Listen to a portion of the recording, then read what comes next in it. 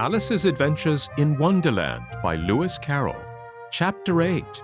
The Queen's Croquet-Ground. A large rose tree stood near the entrance of the garden. The roses growing on it were white, but there were 3 gardeners at it busily painting them red. Alice thought this a very curious thing, and she went nearer to watch them. And just as she came up to them, she heard one of them say, "Look out now, 5! Don't go splashing paint over me like that." "I couldn't help it," said 5, in a sulky tone. "7 jogged my elbow." On which 7 looked up and said, "That's right, 5. Always lay the blame on others." "You'd better not talk," said 5. "I heard the Queen say only yesterday you deserved to be beheaded." "What for?" said the one who had spoken first. "That's none of your business, too," said 7. "Yes, it is his business," said 5. "And I'll tell him it was for bringing the cook tulip roots instead of onions." 7 flung down his brush and had just begun, "Well, of all the unjust things," when his eye chanced to fall upon Alice as she stood watching them, and he checked himself suddenly. The others looked round also, and all of them bowed low. "Would you tell me," said Alice, a little timidly, "why you are painting those roses?" 5 and 7 said nothing, but looked at 2. 2 began in a low voice, "Why, the fact is, you see, miss, this here ought to have been a red rose tree, and we put a white one in by mistake, and if the Queen was to find it out, we should all have our heads cut off, you know. So, you see, miss, we're doing our best afore she comes to—" At this moment 5, who had been anxiously looking across the garden, called out, "The Queen! The Queen!" And the 3 gardeners instantly threw themselves flat upon their faces. There was a sound of many footsteps, and Alice looked round, eager to see the Queen. First came 10 soldiers carrying clubs. These were all shaped like the 3 gardeners, oblong and flat, with their hands and feet at the corners. Next, the 10 courtiers. These were ornamented all over with diamonds and walked 2 and 2, as the soldiers did. After these came the royal children. There were 10 of them, and the little dears came jumping merrily along hand in hand, in couples. They were all ornamented with hearts. Next came the guests, mostly kings and queens, and among them Alice recognized the White Rabbit. It was talking in a hurried, nervous manner, smiling at everything that was said, and went by without noticing her. Then followed the Knave of Hearts, carrying the king's crown on a crimson velvet cushion, and, last of all this grand procession, came the King and Queen of Hearts. Alice was rather doubtful whether she ought not to lie down on her face like the 3 gardeners, but she could not remember ever having heard of such a rule at processions. And besides, what would be the use of a procession, thought she, if people all had to lie down upon their faces so that they couldn't see it? So she stood still where she was and waited. When the procession came opposite to Alice, they all stopped and looked at her, and the Queen said severely, "Who is this?" She said it to the Knave of Hearts, who only bowed and smiled in reply. "Idiot!" said the Queen, tossing her head impatiently, and turning to Alice, she went on, "What's your name, child?" "My name is Alice, so please your Majesty," said Alice very politely, but she added to herself, "Why, they're only a pack of cards, after all. I needn't be afraid of them." "And who are these?" said the Queen, pointing to the 3 gardeners who were lying round the rose tree. For, you see, as they were lying on their faces, and the pattern on their backs was the same as the rest of the pack, she could not tell whether they were gardeners, or soldiers, or courtiers, or 3 of her own children. "How should I know?" said Alice, surprised at her own courage. "It's no business of mine." The Queen turned crimson with fury, and, after glaring at her for a moment like a wild beast, screamed, "Off with her head! Off!" "Nonsense!" said Alice, very loudly and decidedly, and the Queen was silent. The King laid his hand upon her arm and timidly said, "Consider, my dear, she is only a child." The queen turned angrily away from him and said to the knave, "Turn them over." The knave did so, very carefully, with one foot. "Get up," said the queen, in a shrill, loud voice, and the three gardeners instantly jumped up and began bowing to the king, the queen, the royal children, and everybody else. "Leave off that," screamed the queen. "You make me giddy." And then, turning to the rose tree, she went on, "What have you been doing here?" "May it please your majesty," said two in a very humble tone, going down on one knee as he spoke, "we were trying—" "I see," said the queen, who had meanwhile been examining the roses. "Off with their heads!" And the procession moved on, three of the soldiers remaining behind to execute the unfortunate gardeners, who ran to Alice for protection.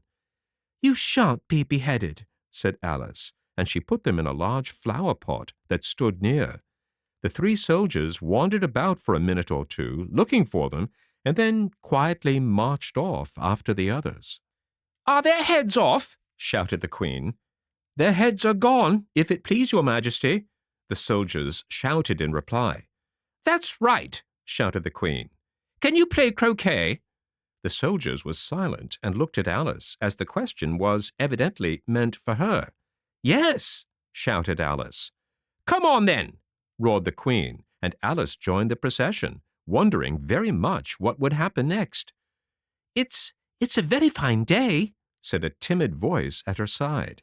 She was walking by the White Rabbit, who was peeping anxiously into her face. "Very," said Alice. "Where's the Duchess?" "Hush, hush," said the rabbit in a low, hurried tone.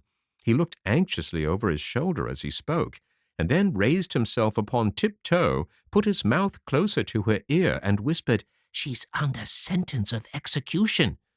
"What for?" said Alice. "Did you say, 'What a pity'?"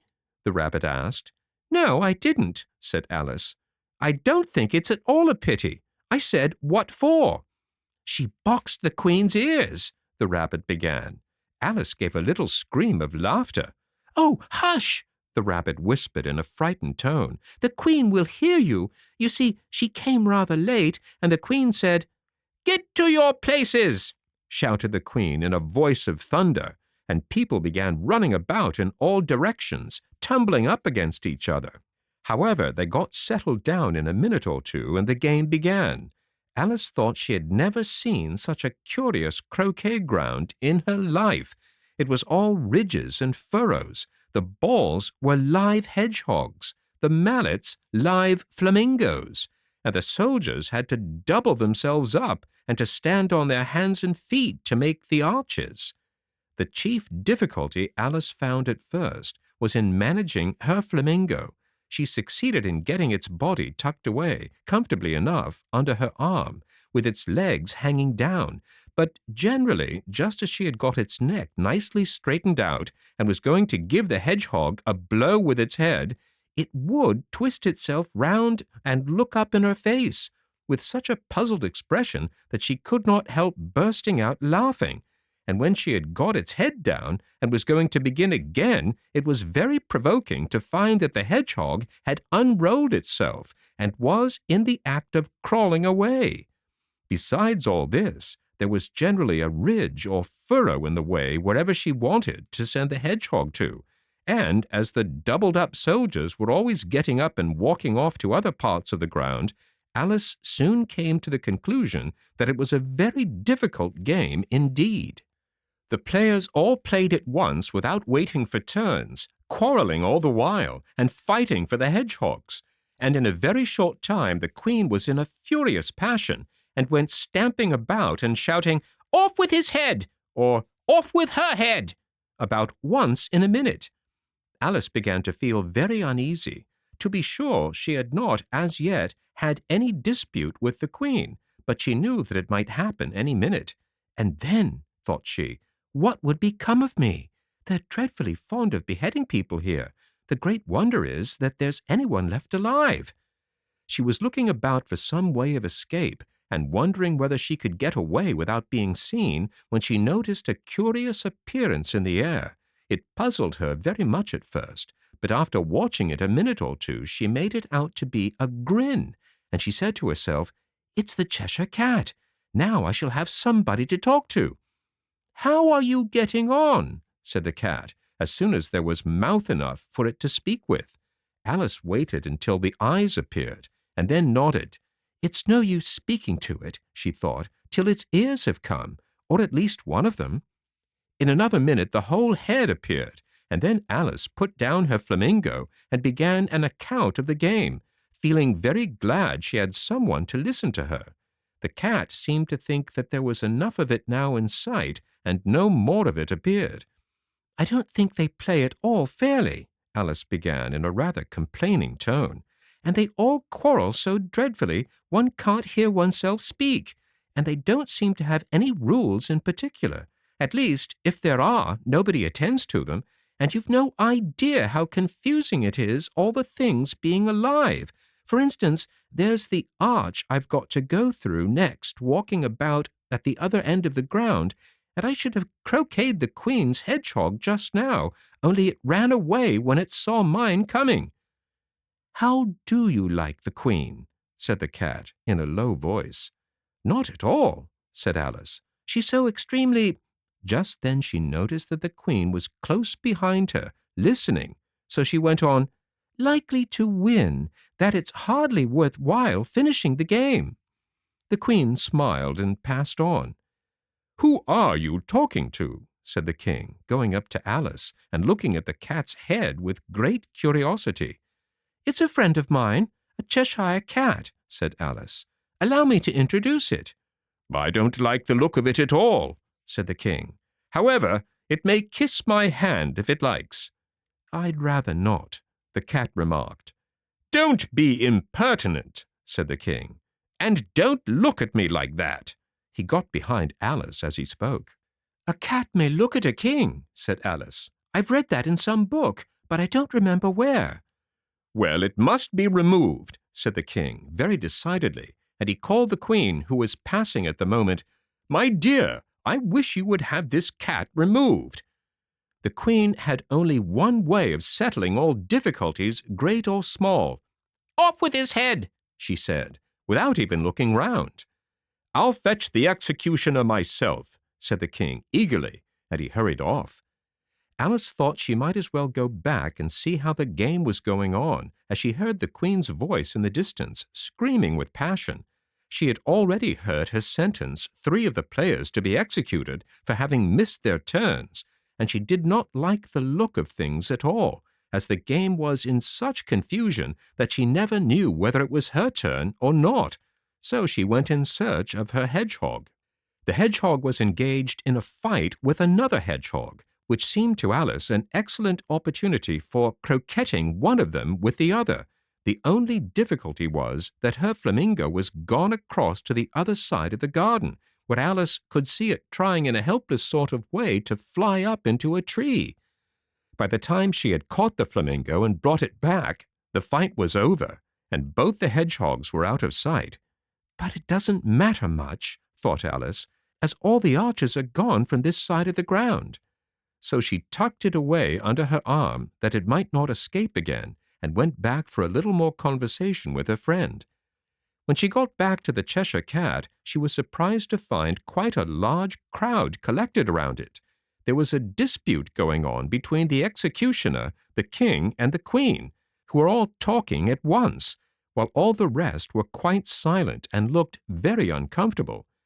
The moment Alice appeared, she was appealed to by all 3 to settle the question, and they repeated their arguments to her, though, as they all spoke at once. She found it very hard indeed to make out exactly what was said. The executioner's argument was that you couldn't cut off a head unless there was a body to cut it off from, that he had never had to do such a thing before, and he wasn't going to begin at his time of life. The King's argument was that anything that had a head could be beheaded, and that you weren't to talk nonsense.